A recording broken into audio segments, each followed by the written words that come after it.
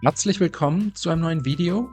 Heute zeige ich euch ein wirklich schnelles und einfaches Rezept für Hähnchen aus dem Backofen mit cremiger Soße, Paprika und Pilzen. Dafür als erstes 400 Gramm Paprika waschen, entkernen, in Streifen schneiden und dann in eine große Auflaufform geben. Außerdem 250 Gramm Champignons putzen, in Scheiben schneiden, ebenfalls mit in die Auflaufform geben. Und danach kommen wir auch schon zum Hähnchen. Da habe ich 4 Hähnchen Brustfilets einfach einmal mittig halbiert. Wer mag, kann sie auch ganz lassen, das wäre auch kein Problem.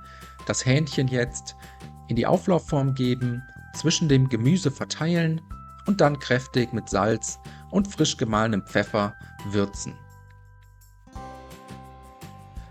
Zum Schluss bereiten wir dann noch die Soße vor. Da habe ich als erstes 200 Gramm Creme Fraiche und eine Dose gehackte Tomaten in eine Rührschüssel gegeben.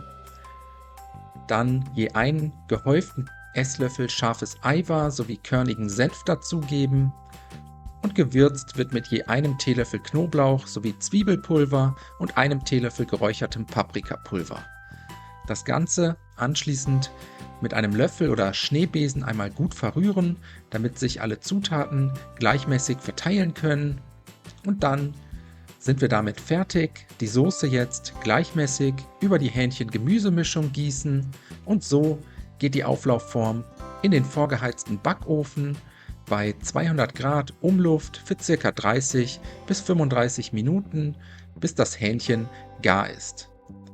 Die Auflaufform anschließend aus dem Ofen holen. So sieht das fertige Ofenhähnchen dann aus. Jetzt können wir servieren. Als Beilage eignet sich gekochter Reis, Brot oder auch Kartoffeln sowie Nudeln. Das Hähnchen samt Gemüse und Soße neben dem Reis anrichten. Zum Schluss mit gehackter Petersilie garnieren. Und dann wünsche ich euch einen guten Appetit, viel Spaß beim Nachkochen, bis zum nächsten Mal.